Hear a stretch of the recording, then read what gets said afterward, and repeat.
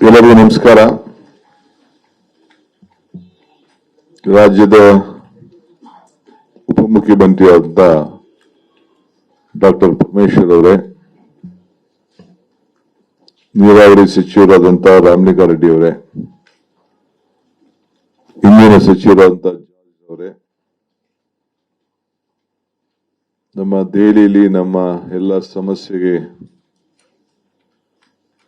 ಪ್ರತಿನಿಧಿಸ್ತಾ ಇರ್ತಕ್ಕಂಥ ಹಿರಿಯ ನೀರಾವರಿ ತಜ್ಞರಂತ ಜಯಚಂದ್ರ ಅವರೇ, ಖಾದರ್ ಸಾಹೇಬ್ರೆ, ಶಿವರಾಜಸ್ವಾಮಿ ಅವರೇ, ಎಲ್ಲ ನನ್ನ ಮಾಧ್ಯಮ ಮಿತ್ರರೇ, ಈ ಭಾನುವಾರ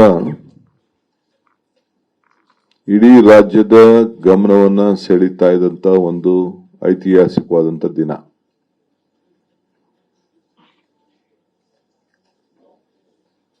ತಾವು ಕೂಡ ಬಹಳ ಕಾತರದಿಂದ ಏನು ತೀರ್ಮಾನ ಆಗ್ತದೆ ಈ ರಾಜ್ಯದಲ್ಲಿ ಅಂತೇಳಿ ಗಮನಿಸಿದ್ದೀರಿ.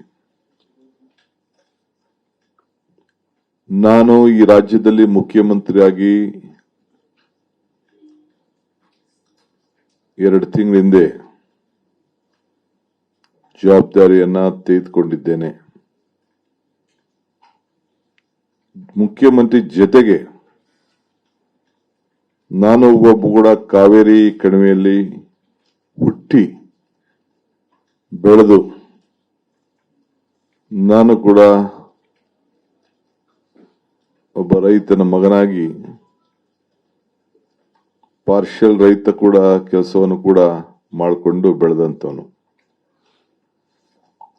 ಕಾವೇರಿ ವಿಚಾರದಲ್ಲಿ ರಾಜ್ಯದ ಜನರ ಹಾಗೂ ರೈತರ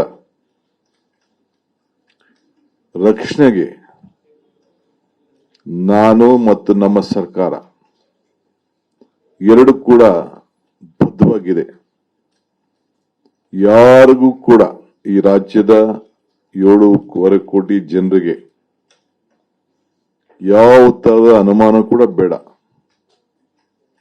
ಎಲ್ಲ ಸಂದರ್ಭದಲ್ಲೂ ಕೂಡ ನಮ್ಮ ರಾಜ್ಯದ ಹಿತವನ್ನ ಕಾಪಾಡಿ ಯಾರಿಗೂ ಕೂಡ ಅನ್ಯಾಯ ಆಗದ ರೀತಿಯಲ್ಲಿ ಆಡಳಿತವನ್ನ ನಮ್ಮ ಸರ್ಕಾರ ಬಂಗಾರಪ್ಪನವ್ರ ಕಾಲದಿಂದ ಹಿಡಿದು ವೀರಪ್ಪ ಮೊಯ್ಲಿಯವ್ರ ಕಾಲ,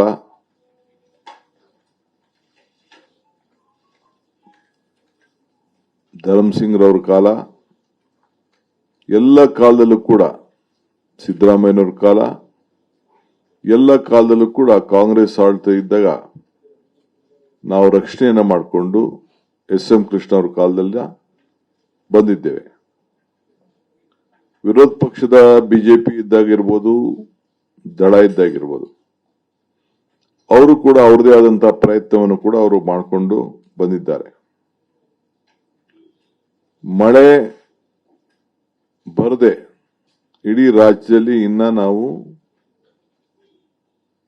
ಬರಗಾಲದ ಛಾಯೆಯನ್ನ ನೋಡ್ತಾ ಇದ್ದೇವೆ.